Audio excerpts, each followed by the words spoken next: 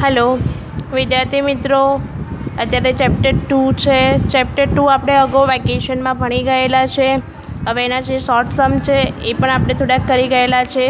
જે બાકી છે એનો હું વિડીયો દ્વારા તમને સમજ આપું છું। એટલે આપણો પહેલો વિડીયો છે આનો ચેપ્ટર 2નો। આપણે અગાઉ જે સમ કરી ગયેલા છે એ સમના આધારે તમારે આ દાખલાની આમાં ગણતરી કરવાની છે, બરાબર। તો તમે આ વિડીયોમાં સમજી ગયા હતા કે ઉદાહરણ 13 અને 14 એમાં કયા કયા દાખલાની ગણતરી કરવાની છે, કયા સૂત્ર ઉપયોગ કરવા। નાના સમ બહુ અઘરા રીતે પૂછાય છે, એટલે ખાસ ધ્યાન રાખવાની। મોટા સમ તમને તો આવડી જશે તો ટોટલી, બરાબર। મોટા સમમાં તમને કોઈ જ વાંધો નહીં આવે। મોટા સમમાં 3 રીત છે, x બાર માઇનસ x બાર વાળી, x અને y વાળી અને uv વાળી રીત છે। એટલે 5 માર્કમાં કમ્પલસરી પૂછાય છે। પણ 3 માર્કના અને 2 માર્કમાં જે પ્રશ્ન પૂછાય છે એના થિયરી પણ પૂછી શકાય અથવા સમ પણ પૂછી શકાય। તો સૌથી પહેલાં તમારે સમ કરવા માટે નાના સૂત્ર ખાસ ધ્યાન રાખવા પડશે, બરાબર। તો સૂત્રના આધારે તમારે આ દાખલાની ગણતરી કરવાની છે। તો 13મું ઉદાહરણ છે તો તમને આવડી જશે। 14મો છે એમાં પણ 4 પાર્ટ પાડેલા છે, એ પણ તમને દાખલાની ગણતરી કરતાં આવડશે અને એ અગાઉના મેં વિડીયો મોકલાયેલા છે વેકેશનના પ્રમાણે। તો તમારે એ જોઈ લેવાના અને એના આધારે તમારે ગણતરી કરવાની રહેશે, બરાબર। હવે તમારે એવા સેમ જ દાખલા તમારે 2.3માં તમારા પેજ નંબર 85 ઉપર 12, 13, 14 અને 15માં આપેલા છે, એની પ્રેક્ટિસ કરવા માટેના, બરાબર। એ પ્રેક્ટિસ થઈ જશે એવી રીતે, બરાબર। હવે જે 12મો દાખલો છે એમાં તમને એવી રીતે કીધું છે કે પ્રમાણિત વિચલન ન કીધું હોય તો તમારે એને રૂટમાંથી બહાર કાઢવાનો નથી, બરાબર। અને અણ કીધેલું હોય તો એને રૂટમાંથી બહાર કાઢવાનો છે। આ એક રિવિઝન સહેજ નાનું કરાવી દીધું, એ વખતે મેં સમજાયેલું છે, પણ આ ફરીથી તમને વસ્તુ સમજાવી દીધી જેથી શું થઈ જાય, તમને યાદ આવી જાય। આ દાખલા ઉદાહરણ જેવા જ છે સેમ, અને આ રીતે દાખલાની ગણતરી કરજો, સમજ પડી જશે। એવી જ રીતે તમને હવે હું બીજા સમ કરાવી રહી છું, જે શોર્ટ સમ છે એ તમારા પેજ નંબર 24મું ઉદાહરણ છે, પેજ નંબર 97ના ઉપર છે। એ સિમ્પલ છે કે એક ટ્રાન્સપોર્ટ કંપનીમાં ડ્રાઈવરોના વાહક ચલાવનાર અનુભવ, વર્ષ અને તેના દ્વારા અકસ્માત થયેલા વચ્ચેના સંબંધોને વસ્તુ બધી માહિતી લખેલી છે। હવે તમારે સૌથી પહેલાં તમારે અહીંયા એવું કીધું છે કે ક્રમાંક સહસંબંધની રીતે દાખલાની ગણતરી કરો। તો ક્રમાંક સહસંબંધની રીતે તમે દાખલાની ગણતરી કરી રહ્યા છો તો તમને ક્રમાંક સહસંબંધના દાખલાનું સૂત્ર ખબર છે કે r બરાબર 1 - 6 સિગ્મા d સ્ક્વેર છેદમાં n નો સ્ક્વેર -1, આ સૂત્ર આવી રહ્યું છે। હવે તમને અહીંયા એવું કીધેલું છે કે ક્રમાંકના તફાવતના વર્ગનો સરવાળો। તો તફાવત જે શબ્દ વાપરેલો છે એ વર્ગોનો સરવાળો, એટલે તમે અત્યાર સુધી યાદ હોય તો ક્રમાંક સહસંબંધમાં આવી રીતે લખતા હતા, આવું કોષ્ટક બનાવતા હતા કે ri r ry rx minus r એટલે d સ્ક્વેર, ડી સ્ક્વેરનો કરીને તમે આ શું થતો તો તફાવતના વર્ગોનો સરવાળો, એટલે અહીંયા તમને મળી જતો તો સિગ્મા ડી સ્ક્વેર, એટલે આ તફાવતોનો શું થઈ ગયો, વર્ગોનો સરવાળો થઈ ગયો। તો તમને આ દાખલામાં શું કર્યું છે, તફાવતના વર્ગોનો સરવાળો આપી દીધેલો છે 126, એટલે સિગ્મા ડી સ્ક્વેર તમને 126 આપી લે છે। અને તમને એવું કીધું છે કે આમાં 8 ડ્રાઈવરો ચલાવનારા અનુભવો વર્ષ છે, તો n બરાબર 8। તો r બરાબર શોધવો હોય તો તમને આ સૂત્ર મૂકી દો એટલે ઓટોમેટિક બધી જ વસ્તુ મળી ગઈ છે, એટલે આ દાખલાની ગણતરી આવડી જશે, બરાબર। હવે એના પછી ઉદાહરણ નંબર 25 છે। આ દાખલો તમારા માટે નવો છે, બરાબર। હવે આમાં એવું કીધું છે કે ભૂલમાંથી ખોટી વસ્તુ લેવાઈ ગઈ છે, બરાબર, એના બદલે સાચી લેવાની છે। તો એના માટેનું એક સૂત્ર છે, ખોટી વસ્તુ લેવાઈ ગયું અને સાચું માટેનું સૂત્ર છે, બરાબર। સુધારેલો, આ સૂત્રમાં તમારે એડ કરી દેવાનું, સુધારેલો સિગ્મા ડી સ્ક્વેર બરાબર અહીંયા જે રકમ આપી હશે એ રકમ, એટલે કે અહીંયા જે તમારો હશે એ ડી સ્ક્વેર માઇનસ ખોટાનો સ્ક્વેર પ્લસ સાચાનો સ્ક્વેર, આ રકમ તમને અહીંયા આપી દીધેલી હશે, બરાબર। સુધારેલો ઈડી સ્ક્વેર બરાબર ડી સ્ક્વેર માઇનસ ખોટાનો સ્ક્વેર પ્લસ સાચાનો સ્ક્વેર. આ સૂત્રનો આપણે ક્યારે ઉપયોગ કરવાનો છે એ હું તમને સમજાવીશ.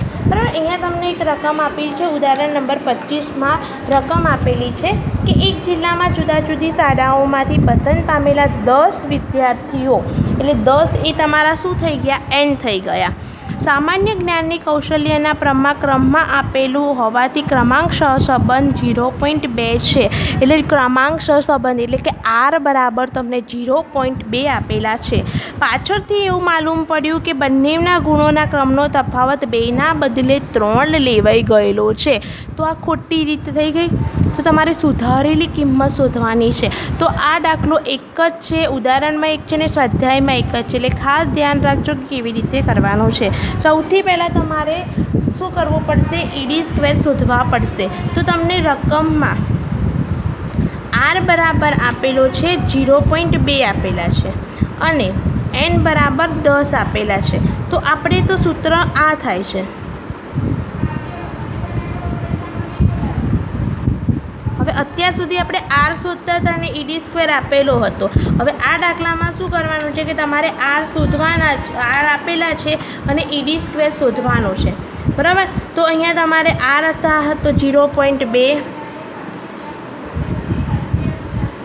બરાબર, 0.2 1 માઇનસ સિગ્મા ઈડી સ્ક્વેર 10 10નો સ્ક્વેર. આ બધું તમને પ્રોસેસ આખી આવડે. બરાબર, 1 માઇનસ આનો 100નો સ્ક્વેર કરી નાખો. 100માંથી 1 બહાર જતું એટલે ડાયરેક્ટ શું થઈ જશે? 99. 10નો સ્ક્વેર કરશો એટલે આ આખું એ લખાઈ જશે 990. બરાબર, હવે હું આ જે પદ છે, આ માઇનસવાળું પદ હું આખું આ લઈ દઉં છું અને આ જે પ્લસ છે આ બાજુ લઈ દઉં છું. એવી રીતે કરું છું. 6 ઈડી સ્ક્વેર છેદમાં 990 બરાબર 1 માઇનસ 0.2. 6 ઈડી સ્ક્વેર 1.1માંથી 0.2 બાદ કરું છું એટલે આવશે 0.8.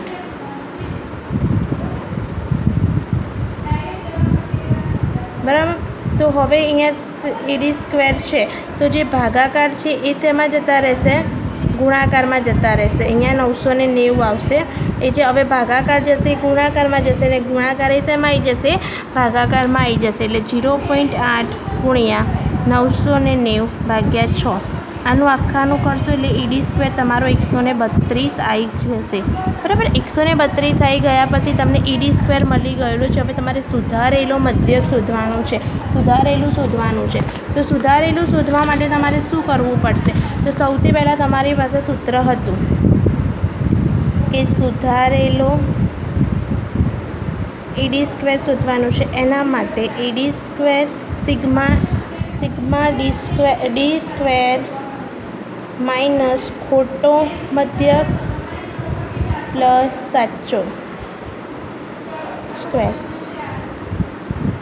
બરાબર, તો તમને સિગ્મા ડી સ્ક્વેર મળી ગયો તો રકમમાં 132. હવે તમારે ખોટો કેવો છે કે ડી ખોટી કિંમત કઈ છે? તમારે 3 અને સાચી કિંમત કઈ છે? 2. બરાબર, 3નો સ્ક્વેર પ્લસ 2નો સ્ક્વેર 132 9 પ્લસ 4. તો આખું આ કેલ્સીમાં કરો તો તમને ઈડી સ્ક્વેર સુધારેલો કેટલો મળી જશે? 127 મળી જશે. આ મળી ગયા પછી તમારે શું કરવાનું છે? ક્રમાંક સહસંબંધ શોધવાનો છે. ક્રમાંક સહસંબંધ એટલે r બરાબર 1 minus 6 E D square n square minus 1. એટલે તમને આખી ગણતરી કરતાં આવડે. 6 127 10 10નો સ્ક્વેર 1. 6 ગુણ્યા 127 કરી દેવાના એટલે આવશે 762. 10 100 માઇનસ 1. આ બધું કંઈ મારે તમને સમજાવવાની જરૂર પડે નહીં, આવી રીતે આવી જાય. બરાબર, આ બધાનો ભાગાકારને કરશો એટલે છેલ્લે આવશે 0.23. બરાબર, આવી રીતે આવશે। હવે તમને જો આવી રીતે દાખલો આવી રીતે તમારે 2.3માં અથવા હું તમને કહું છું એમાં તમને આવી રીતે દાખલો આપેલો જ છે, એ દાખલાની ગણતરી તમારે કરવાની રહેશે। આવી રીતે સેમ આવો જ દાખલો છે, આવી રીતે તમારે ગણતરી કરવાની રહેશે। પણ ફોર એક્ઝામ્પલ તમને દાખલામાં એવી રીતની રકમ આપી દીધી હોય, આવી રીતે દાખલાની રકમ આપી દીધી હોય કે સિગ્મા ED² 132 છે અને ડી ખોટો 3ને બદલે 2 લેવાઈ ગયેલા છે, બરાબર? તો તમારે દાખલાની શરૂઆત અહીંયાથી કરવાની। ED² આપી દીધા હોય એટલે કે તફાવતના વર્ગોની રકમ આપી દીધી હોય તો દાખલાની શરૂઆત અહીંયાથી કરી નાખવાની, અને ED² ન આપ્યા હોય તો આ આપેલો હોય તો દાખલાની શરૂઆત અહીંયાથી કરવાની છે, બરાબર? આ સમજ તમને પડી જવેલી હોવી જોઈએ। જો તમને આ દાખલામાં તફાવત એટલે કે D² નહોતો આપ્યો, R આપ્યો તો એટલે મેં પહેલાં D² શોધ્યો, પછી અહીંયા સૂત્ર મૂકીને આ દાખલાની ગણતરી કરી છે। પણ જો તમને દાખલામાં D² આપી દીધો હોય તો તમારે અહીંયાથી દાખલાની ગણતરી કરવાની રહેશે, બરાબર? સેમ આવો જ દાખલા છે, તમને સમજાવું કે 2.3માં તમારે 7મો અને 8મો દાખલો સેમ આવી રીતે છે, એ દાખલાની ગણતરી તમારે જાતે કરવાની રહેશે।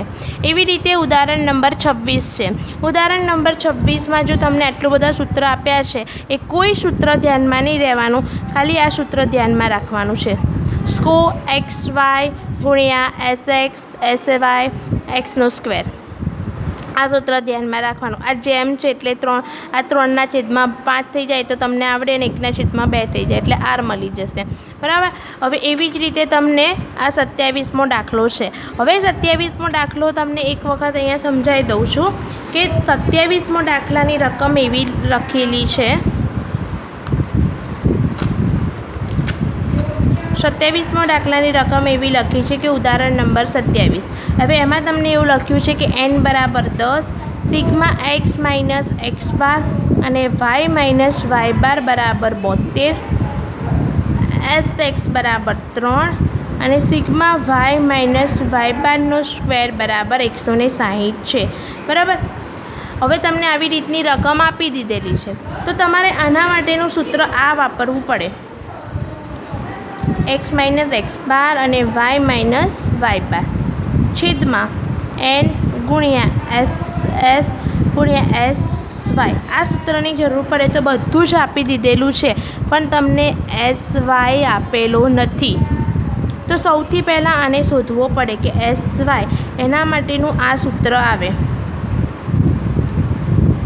તમારા શોર્ટ સમમાં આ દાખલા આપેલા છે, તો તમને 160 આપેલા છે, n બરાબર 10 આપેલા છે એટલે 16 થઈ જશે। 16ને રૂટમાંથી બહાર કાઢો એટલે 4 મળી જાય, તો તમારો SY 4 આવી ગયો। આ કિંમત મૂકી દેવાની છે એટલે તમને દાખલાની ગણતરી થઈ જશે।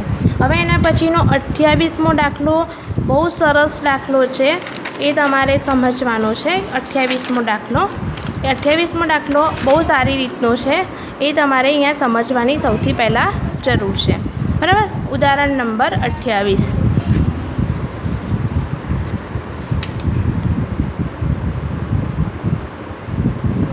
હવે ઉદાહરણ નંબર 28માં તમને આવી રીતની રકમ આપેલી છે કે સિગ્મા x બરાબર 133, સિગ્મા y બરાબર 220, સિગ્મા x² બરાબર 2344, સિગ્મા y² બરાબર 6500 અને સિગ્મા x અને y બરાબર 3500 આવી રકમ આપેલી છે, અને પાછળથી તમને કીધું છે કે x અને yના અવલોકનની એકની જોડ 15 અને 25ને બદલે x અને yની 13 અને 20 લેવાઈ ગઈ છે। 15 અને 25 લેવાની હતી તો આ સાચી કહેવાય તમારી, ખોટી કઈ કહેવાય? 13 અને 20। સૌથી પહેલાં આવી રીતે લખી દેવાની, સાચી અને ખોટી। આ તમારી એક્સની રકમ છે અને આ તમારી વાયની રકમ છે। હવે આને દાખલાની શરૂઆત કેવી રીતે કરવાની તમને અહીંયા મેં સમજાયેલું જ હતું કે સિગ્મા x શોધવાનું છે, તો અહીંયા તમારી રકમ માઇનસ ખોટું પ્લસ સાચું. હવે તમને એમ થશે કે મેમ સ્ક્વેર નહીં કરવાનું, કારણ કે એની આગળના દાખલામાં તો મેં સિર્ફ સ્ક્વેર કરાયો હતો, પણ એ શું છે સિગ્મા ડી સ્ક્વેર હતો. અહીંયા સિગ્મા એક્સ છે, સિગ્મા એક્સનો સ્ક્વેર હોય તો આપણે સ્ક્વેર કરવાના, ન હોય તો નહીં કરવાના. અત્યારે આપણને ફક્ત અહીંયા એવું આપ્યું છે કે સિગ્મા એક્સ 133 આપેલા છે, તો 133 રકમ લખી. ખોટી રકમ કઈ હતી? 13 અને સાચી રકમ કઈ હતી? 15. બરાબર. આનું તમે કેલ્સીમાં કરશો એટલે સિગ્મા એક્સ તમારો ઓરિજિનલ મળશે 135. હવે એવી રીતે તમારે વાય શોધવાનો. વાયની રકમ કેટલી હતી? 220. એમાં ખોટી રકમ વાયની કેટલી હતી? 20 અને સાચી રકમ કઈ છે? 25. એટલે આ બની જશે 225. હવે આ એક શોધાઈ ગયું. હવે બીજું સિગ્મા એક્સ સ્ક્વેર. હવે સિગ્મા એક્સ સ્ક્વેર તો તમારે અહીંયા ધ્યાન રાખવાનું 2344 એની રકમ છે માઇનસ ખોટી રકમ કઈ હતી? 13. તો 13નો સ્ક્વેર કરવાનો, કારણ કે અહીંયા સ્ક્વેર છે એટલે, પ્લસ સાચી રકમનો સ્ક્વેર. જ્યાં ના હોય ત્યાં નહીં કરવાનું, જ્યાં હોય ત્યાં કરવાનું.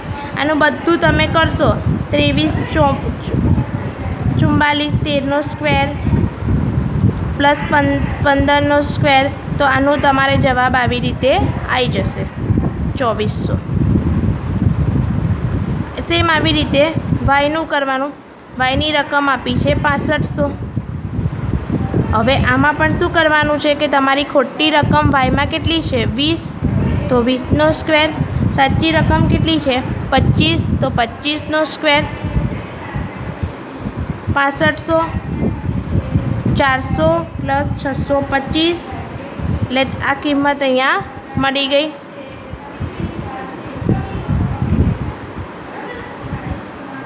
બરાબર. હવે તમારે બીજું છે કે અહીંયા સિગ્મા એક્સ અને વાય. એક્સ અને વાય તમે કેવી રીતે કરવાની છે? તો કે અહીંયા રકમ 3500 માઇનસ. હવે તમે જો એક્સ અને વાયનો શું કરતા હતા અત્યાર સુધી? ગુણાકાર. તો અહીંયા ખોટી રકમ લખતા હતા, ખોટી. એક્સ અને વાયનો શું કરવાનો હોય? ગુણાકાર. એક્સ ને વાય ગુણાકારથી મળતો હતો, તો એક્સ અને વાયનો ગુણાકાર કરતા હતા. ખોટી રકમ છે તો ખોટી રકમ 2 ગુણાકાર કરવાનો, 13 અને 20નો પ્લસ સાચી રકમ. તો સાચી રકમ હતી કઈ? 15 અને 25. 3500 માઇનસ 260 પ્લસ 375, એટલે સિગ્મા એક્સ અને વાય આવી ગયા 3615.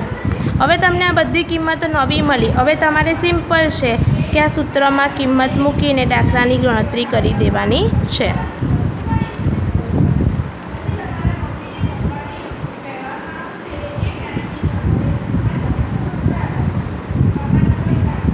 આ સૂત્ર વાપરીને દાખલાની ગણતરી કરી રહેવાની છે. સિમ્પલ રીતે દાખલાનું છે. એના પછીનો છે દાખલા, બરાબર, પણ એ હું હવે પછી શાંતિથી તમને કરાવવાની છું. હવે એના પછીનો તમે દાખલો છે 104 નંબરના પેજ ઉપર. 104 નંબરના પેજ ઉપર જો n બરાબર 10, તો n બરાબર તમે 10 લખી દો. હવે તમને અહીંયા એવું કીધું છે કે યુવીવાળી રીતની દાખલાની ગણતરી કરવાની છે, કારણ કે તમને આવી રીતની બધી માહિતી આપેલી છે. તો 30મા નંબરના સમ પર જે દાખલો આપેલો છે એમાં જુઓ સિગ્મા એક્સ માઇનસ 65, એટલે આ રીતનો દાખલો છે એ તમે ક્યારે ધારતા હતા? યુવીવાળી રીત હોય ત્યારે ધારતા હતા. તો આ તમારો એ ધારી દીધો કહેવાય, બરાબર. પણ આ કૌંસની અંદરની રકમ તમારે ધ્યાનમાં નથી લેવાની, એટલે સિગ્મા યુ બરાબર -2. કૌંસની અંદરની રકમ ધ્યાનમાં નથી લેવાની. સિગ્મા વી બરાબર 2. હવે તમને અહીંયા સ્ક્વેર આપેલો છે, જો આવી રીતે લખાશે. n બરાબર 10, બરાબર. હવે n બરાબર 10. હવે તમને આવી રીતની રકમ લખી છે 65 - 2. હવે આ રકમ છે, આની કૌંસની અંદરની વસ્તુ ધ્યાનમાં રાખવાની નથી, બરાબર. એટલે આ બની જશે તમારો સિગ્મા યુ બરાબર -2. બરાબર. હવે એના પછી તમને લખાઈને આપ્યું છે કે સિગ્મા એક્સ માઇનસ 60 એટલે 2. સિગ્મા વી બરાબર 2 થઈ ગયું. સિગ્મા એક્સ માઇનસ 65નો સ્ક્વેર 176 એટલે આ બની ગયું ઈનો સ્ક્વેર બરાબર 176. બરાબર. આવી રીતે તમારે તમને બધી વસ્તુ આપેલી છે કે સિગ્મા વી બરાબર 140 અને સિગ્મા યુ અને વી બરાબર 141. બરાબર. તો આવી રીતે દાખલાની ગણતરી કરવાની છે. બરાબર. યુ વી વાળું સૂત્ર મૂકીને કરવાનું છે.